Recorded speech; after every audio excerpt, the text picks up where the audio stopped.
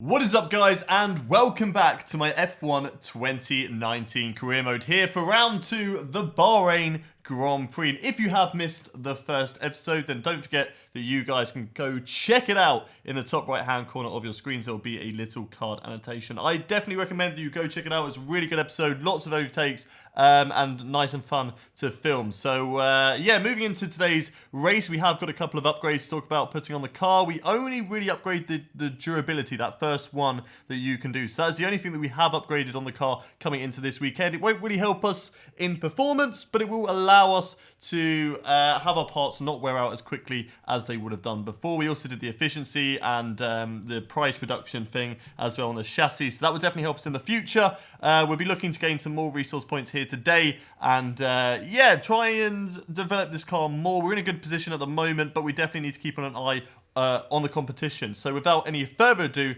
let's head over to the Bahrain Grand Prix. Bahrain qualifying is nearly upon us and the drivers look as if they're all geared up to go. I expect we'll be getting underway very shortly. Here we go then, first qualifying lap for the Bahrain Grand Prix in this beautiful pink and blue racing point. Where can we put it on the grid as we come down in towards the final corner? Now, you guys seem to like the webcam in the left of your screen, so I'm keeping it for now.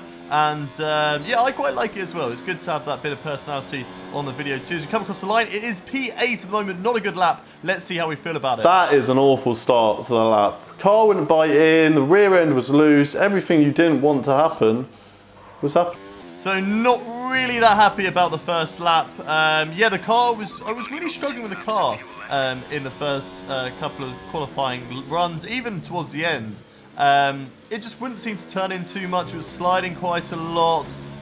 Completely different to Australia, where I really love the car at that circuit. We come across the line now for our second lap. Much better though, P9. So let's see, hopefully we're happy with that one. P9. I will take that for now. Can go for one more lap. See how it does. All right there, Gasly. Calm down. Come on, we've got 2 minutes 40. That should be enough time to get round the track. And let's go. 30 seconds. Perfect. Let's do it. P9 still. So P9 at the moment. Of course, we had Pierre Gasly behind us. That is actually a good result. Pierre Gasly not really performing as well as he should have, as we now start our flying lap. And our final lap in this qualifying session, we will be looking to try and improve this lap time. Try and be the best of the rest. That is, of course, where we need to aim to be. I believe Sergio Perez is quicker than me at the moment. I believe he's in 7th position at the moment. So we definitely need to be looking to try to beat him. The thing that I was talking about at the start, by the way, if you didn't quite clock on to what I was on about, I like to time when I come out and start my final lap in qualifying, literally at the end of the session when the track evolution is at its best. So I'm always trying to do it right at the end. Sometimes I miscalculate it and I actually miss a lap at the end of the session, so I do make errors with that. But I timed it quite well, had about 15 seconds left when crossing the line, so that was what I was on about. Nice and tidy this lap so far. The rear not really sliding too much away from me. I seem to have sort of got used to how this car handles around this circuit compared to how it handled around Australia. As we're looking quite good on this lap. It's very touch and go. It's about 2 tenths quicker now than our previous best lap time. But in the midfield, that could be the difference between the 7th position slot and also like 12. That could be separated by 2 tenths of a second sometimes, as we now go up into 3 tenths. So very good lap at the moment for my final lap in this qualifying session. Coming down to the final corner now. We've got an Alfa Romeo ahead of us, so we might just get a little bit of slipstream, a little bit of tow as we come across the line. What is the lap time gonna be good enough for? I think that was 8th. Excellent. I think that was 8th. Yes! Get in! Get in! 8th position. So 8th position at the end of that qualifying session. So a really good result for me, especially when you think about it. I struggled with the car very, very early on. We were way off the pace, behind literally everybody, including Robert Kubica, and that man has only got one arm. So yeah, somehow we managed to do that, but we managed to pick ourselves up, get the lap together, and qualify in 8th position behind Sergio Perez. So a very good result. A little bit disappointing not to have beaten my teammate there, but to be very close to him, I will take that. He is an experienced driver. This is only my second race on the game. That is the rest of the grid formed for yourselves. If you do want to pause it and have a look, then you can do so there. But without any further ado, let's head over to the race for the Bahrain Grand Prix.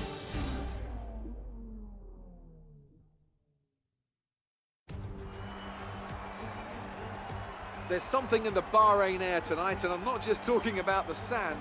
Our brightest minds have thrust their brightest ideas into the spotlight of the Sakhir circuit this evening as we look ahead once more to a Grand Prix that has thrilled us so consistently in the past.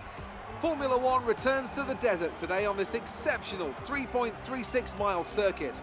15 corners provide plenty of overtaking opportunities. It could be a strategic race, this one, with Sakhir notorious for eating up the rear tyres. Watch out for drivers managing their rubber at some point during the Grand Prix.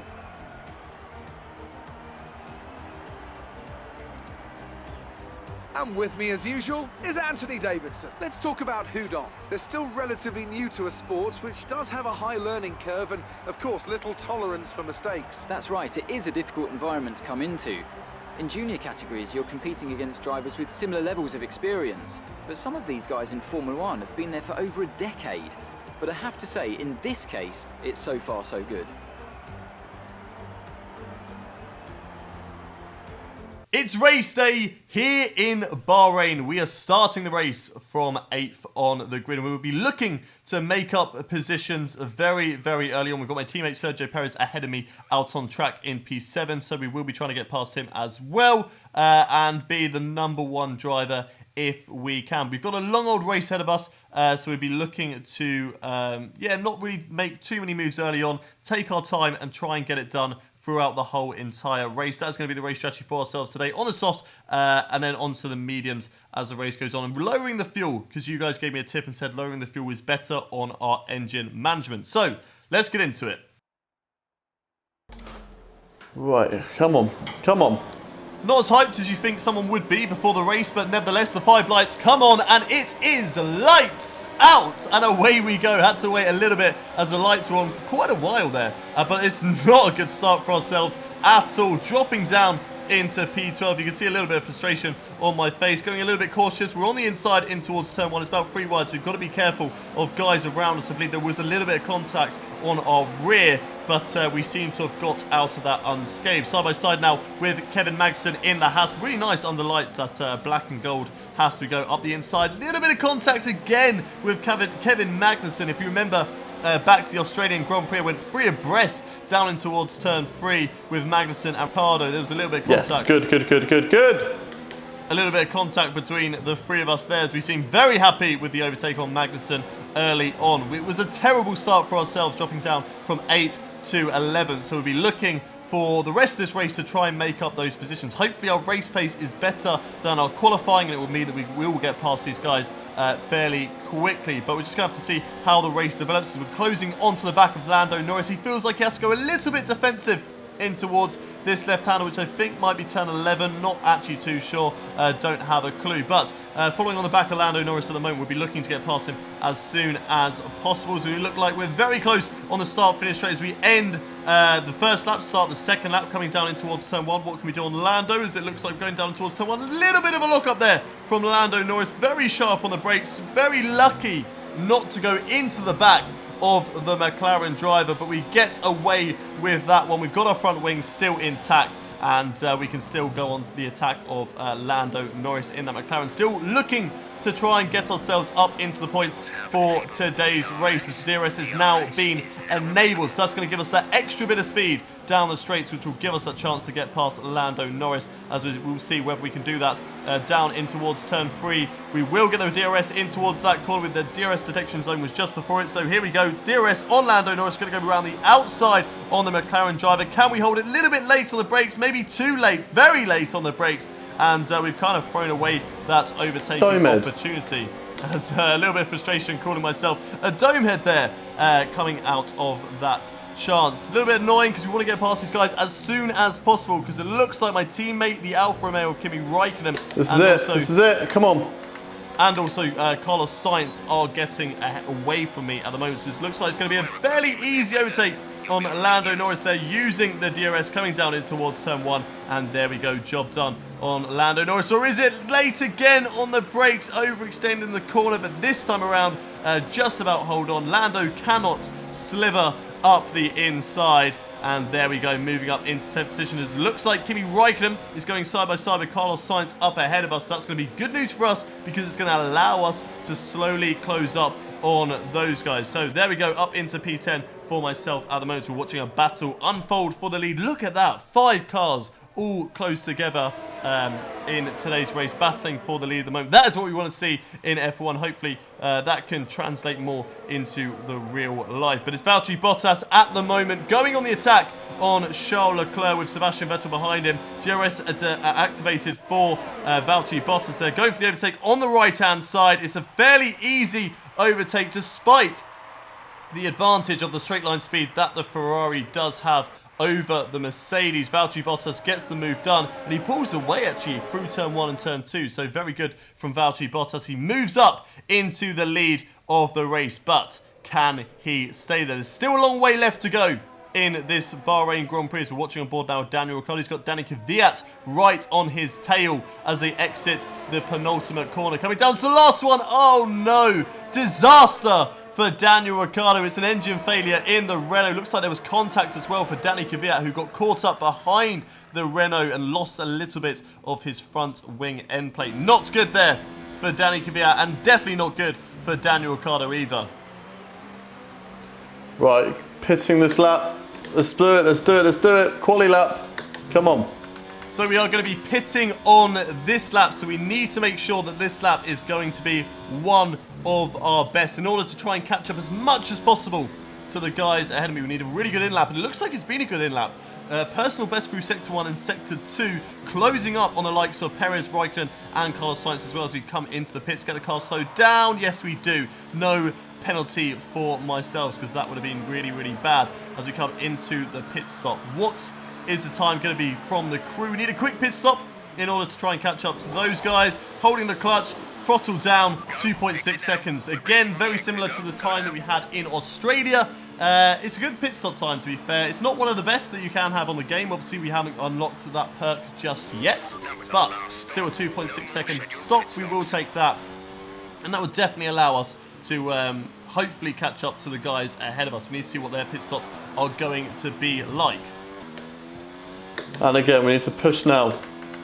So again, telling myself I need to push again. We've just come out of the pits. We need to do another quali lap in order to try and do it. And look at that, really depleting our ERS. We're going to have to save after this lap, but hopefully we can get the job done as the guys are in the pits at the moment. They're on the right-hand side. Are we going to get the job done? There they are on the mini-map. Can we see them on screen? There they are now. Perez, Sainz, and also Kimi Räikkönen round the outside of Sergio Perez. Can we get the job done on my teammate? Holding it on the outside. What a move and what a strategy from myself through there. Through turn 1 of Sergio Perez. Carlos Sainz gets away from us. We are unfortunately going to have to drop it down into a pit stop. Well done, boys. Well done, boys. Very happy with my pit crew there, but what a pit stop, what a strategy that was, having to put our ERS now down in towards 0 just to save it, because we really depleted the battery as we run a little bit wide on exit. Not really too sure what's happened there, but Sergio Perez is now going to go on attack with me in towards turn 1. Here he goes on the right-hand side. We don't really defend. He is my teammate. We don't want to hold each other up. We don't really want to battle too much because that's going to allow the McLaren of Carlos Sainz to get away from me. So we need to make sure that the battle with Sergio Perez doesn't really hold us up. Well, now we're going to get DRS on my teammate. We're going to go up the inside. We should get the job done down in towards turn 3. But no, Sergio Perez come back at us around the outside. He holds it. It's too wide. It's the 2 racing points going side by side as we go in towards the S's section. It's wheel to wheel, just like Hamilton and Rosberg back in 2014. But we pull off the move and we hold on to P8. Now looking to go get Carlos Sainz. Don't need to battle, man. We don't need to battle. And there we go, just reassuring or trying to tell my teammate we do not need to battle. Let's not battle each other. Let's use each other to try and catch up to Carlos Sainz. Both overtake him and, yeah, try and get past the McLaren driver and get a racing point 7th and 8th as we lost the back end just a little bit through that corner, but we are actually gaining on Carlos Sainz at the moment. We are right on the tail now as we come through the final corner on the McLaren driver. We are going to get DRS, so this will be the opportunity to go for if we want to get past Carlos Sainz.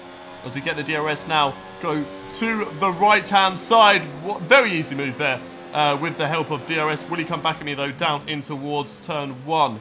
Let's wait and see. No, Carlos Sainz can't really do anything through there, and we hold on to the position on the McLaren driver. Holding on to P7. There we go. Best of the rest of the moment, but Sainz might come back at us down in towards turn 3. He does. Up the inside. We don't really defend too much as we've got another lap to go, and we do feel like we are quicker than the McLaren driver, so we're not really going to battle him too much in this race. We get really close to the back end. That was nearly race over for us. If we'd lost any part of our front wing, we would have probably lost the position to Carlos Sainz. We would have definitely lost Carlos Sainz. We would have probably lost Sergio Perez as well, which would have been really disappointing. Right, this is it. Come on. This is it. Last lap.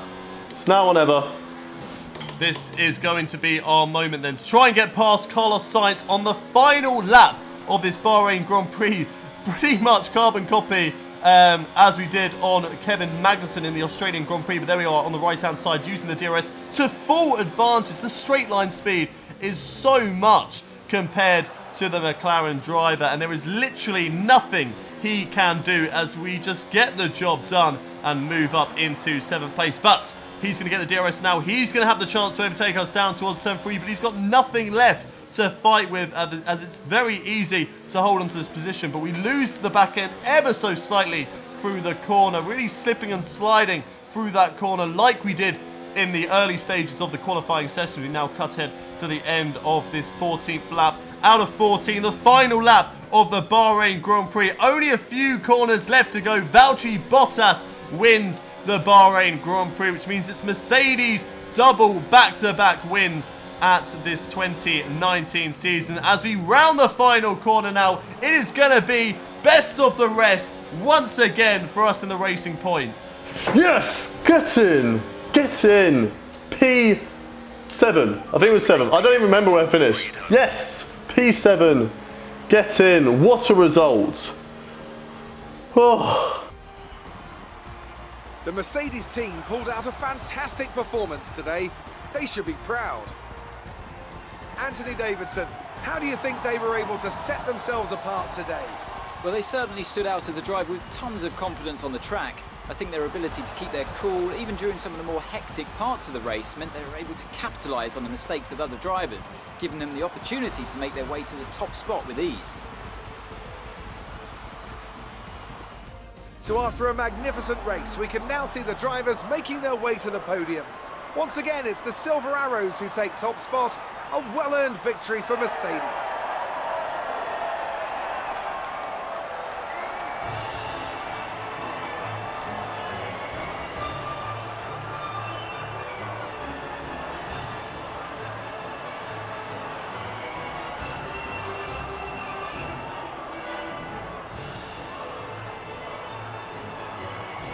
I couldn't have said it any better myself. What a result. P7, best of the rest once again.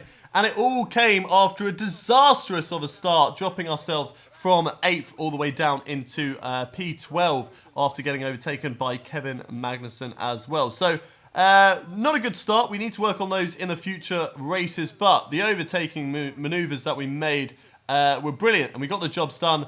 And we got the overtake done by the end of the race. So best of the rest once again, exactly where we're aiming to be. Of course, there's no chance really of battling with the likes of the Mercedes, the Ferraris or the Red Bulls, because those guys are just too good. They're too good at the moment. We need to develop the car a little bit more and try and catch up to those teams. But for now, the real goal is to try and hold on to P4 in the championship and be the best of the rest. So let's run you through the final race order for the Bahrain Grand Prix. Valtteri Bottas wins after starting from pole position. He had to overtake Charles Leclerc to get the job done, who does finish in 2nd place, with Lewis Hamilton moving up through the grid. He started in P5 and finishes in 3rd position. Sebastian Vettel drops down to P4 with Max Verstappen in 5th position. The top 5 separated by 7 seconds. So that train that we saw earlier on unfortunately dissipated and was not able to carry on throughout the race. Pierre Gasly, way off the pace of his teammate and the rest of the guys, finishes down in P6, myself in P7. We know exactly what happened through there. Good race result for us.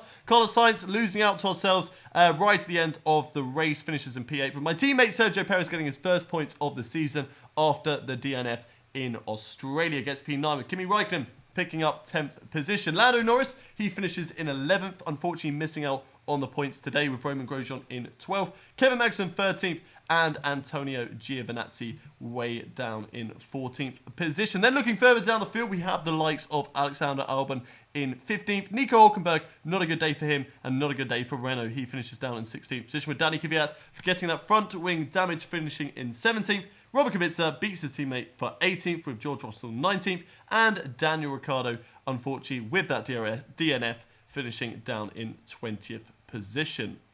Taking a look then at the Drivers' Championship. We are only 2 rounds in, so there's not really too much to talk about here, but we are 7th position at the moment. 4 points behind Pierre Gasly and Charles Leclerc, but like we say, it's very early days and it's expected that those guys will shoot away from us. But if we can keep it consistent, finish every single race this season, and if a few of those guys get technical issues, then maybe, just maybe, we can battle for a 6th position in the championship. But the main goal is to try and hold on to 7th position. We're doing a good job at the moment, best of the rest in 2 races. But the likes of Carlos Sainz, Sergio Perez, Lando Norris could definitely mount a bit of a charge against us as the races go on.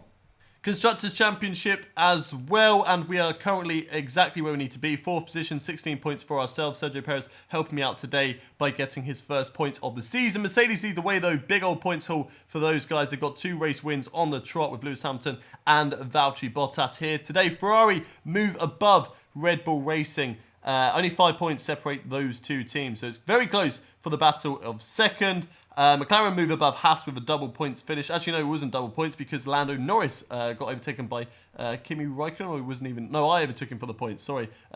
Completely forgetting this race. Haas moved down, Alfa Romeo move up, and Renault with a disappointing race here today, finished down in 8th position.